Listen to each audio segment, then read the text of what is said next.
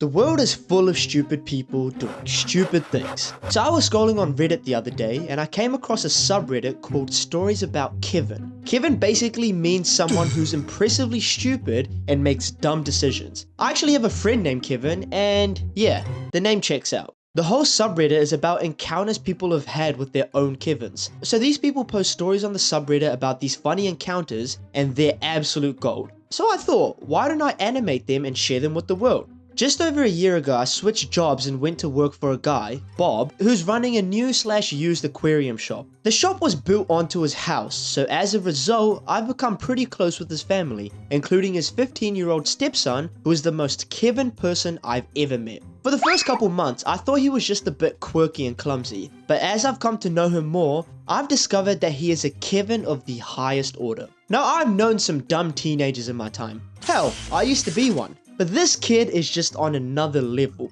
Just in the year that I've known him, he licked a lit match because he thought fire would taste like a flaming hot Cheeto. He once dropped a bowl of cereal and milk, and rather than clean up the mess with a towel, he soaked up the spill with his sock. A sock that was still on his foot. Went out to catch the bus, and went to school with the soaking wet milk sock. He went to the school nurse that day because he was convinced that his foot was bleeding and soaking through his sock. He wants to be the first pro-Trump rapper and is currently pissed off at Kanye West for stealing his idea. He's failing gym class. I have no idea how one fails gym class. He's broken more than 20 aquariums in the last year. He's not allowed to clean the tanks anymore. Bob was selling an older, fairly good condition Cadillac that had been sitting in his driveway for a while. The day before the buyer came to pick it up, Kevin was mowing the yard and scraped the handle of the mower along the entire length of one side of the car. He likes to use Jew as an insult. When I called him out on it, I discovered that he thought that Jewish people didn't actually exist.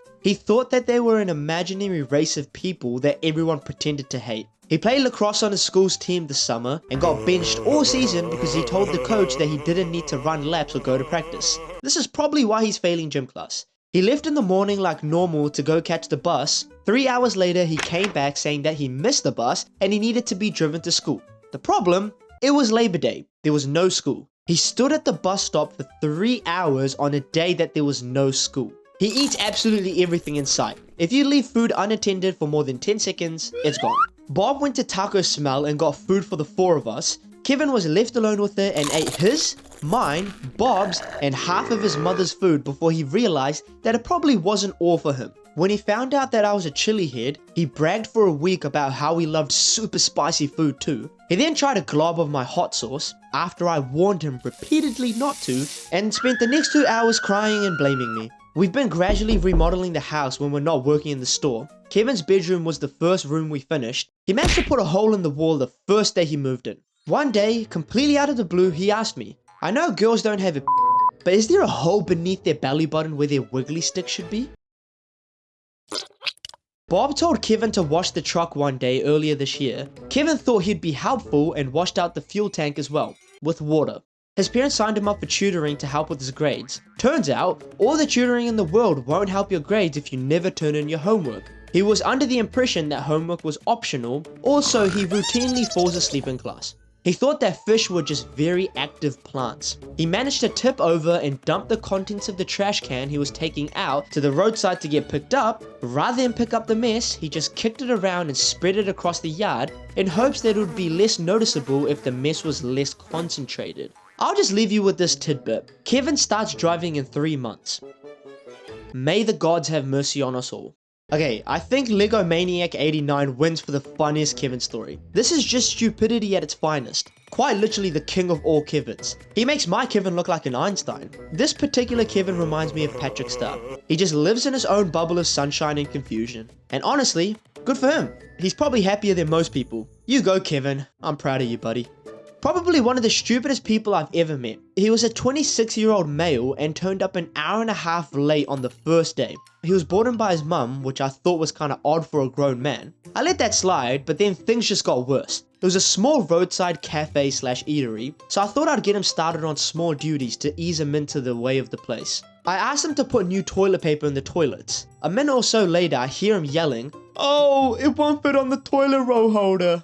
I'm like, what? That's a pretty simple thing. He calls out again, so I tell him to bring it to me so I can show him. He's carrying a roll of paper towel. It's almost 3 times the length of a toilet paper holder. Kevin, I say, that is a paper towel. No, it's not. Yes, it is. Have you ever seen toilet paper that big in your life? No. Right. Furthermore, and probably more perplexing, can you not see that this massive roll couldn't possibly fit on this small bar? Yeah, I thought that was odd. Oh boy. Well, the day goes on, and after the kitchen is pretty much closed, I get him to give a general clean and ask to make sure he wipes down all the benches. I leave him to do it, as I assume he's doing fine. Wrong. One of the other staff comes and says we've run out of toilet paper. And I'm like, what? That's not possible. Sure enough, all the packs are torn open and empty. At this stage, I realize there can only be one culprit and call Kevin over. Did you do something with the toilet paper? What the hell is with this guy and toilet paper? I used it to wipe down the benches in the kitchen. You used 8 rolls of toilet paper to wipe down the benches in the kitchen? Why are you using toilet paper to wipe down the benches? I don't like using the dishcloth. Who taught you to wipe down benches with toilet paper? Have you ever seen anyone wipe down benches with toilet paper? The cloth was dirty and I didn't want to clean it out. By this stage, I'm thinking, day's nearly over, just let it go and I'm sure it'll work out fine. Yeah, you know what's coming. Kevin strikes again, and this time, it's beyond moronic. So I've got him serving customers pastries, because all you have to do is take it out of the glass bay, put it on a plate, and give it to them. He doesn't even have to ring it up, just pop it on a plate and give. Well, one of the customers orders 3 scones with jam and cream. He's behind the counter doing his thing, and I have a little peek and see, yes, he's managed to cut them in half and managed to put jam and cream on them. About a minute later, the customer brings the scones back up to the counter. There's something really hard in these scones. I bit down and it was like crunching on a rock or something. Of course, I'm puzzled. Oh, I'm really sorry about that. When Kevin cuts in, it's probably just the seeds in the jam. Now there's something about the way he says this that makes my alarm bells ring. Show me what you put on these scones. And I start marching towards the prep bench. Sitting on the bench is the bowl of whipped cream, and next to it is a broken glass jar which contains the jam. The is feeding the customer broken glass. I didn't think it would be a big deal. Are you insane? I grabbed the plate of mostly uneaten glass-infused scones. How is anybody supposed to eat this? To my utter amazement, he proceeds to eat them in front of me, all the while crunching on glass and flinching every time he does. I'm paralyzed dumbfounded. When he finishes eating them, he says, "Do you think I should go to the hospital?" You're fired.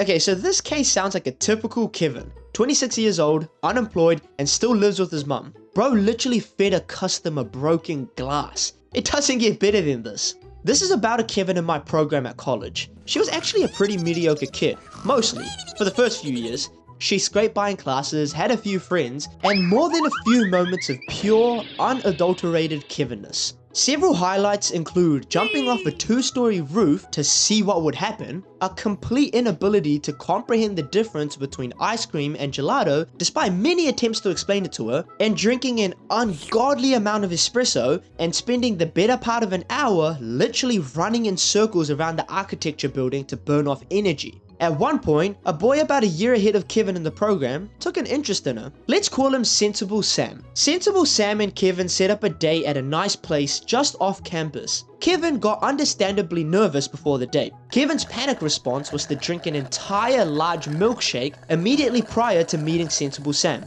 Kevin is lactose intolerant. Kevin threw up. For some godforsaken reason, Sensible Sam kept dating her despite the fact that Kevin suggested a lovely little place downtown for dinner, got horribly lost, and could find neither the restaurant nor the way back to campus. She's lived in this town for years, by the way. She accidentally claimed to be single after her and Sensible Sam's 1-year anniversary. She decided the minor side effects of her morning ADHD meds were not worth dealing with all day, so she started taking them at night. Her ADHD meds are effective for about 6 hours after being taken, so her medicine was almost entirely useless until she went to refill a prescription and a doctor told her what an idiot she was. She asked Sensible Sam how to spell his last name. His last name is literally 4 letters, and they've been dating for months at this point. She tried to take Sensible Sam to meet her parents, somehow drove to the wrong state. She signed up for a class, forgot about it for an entire semester, and failed because she never showed up. Sensible Sam proposed a week ago. I still don't know why he deals with my dumbass.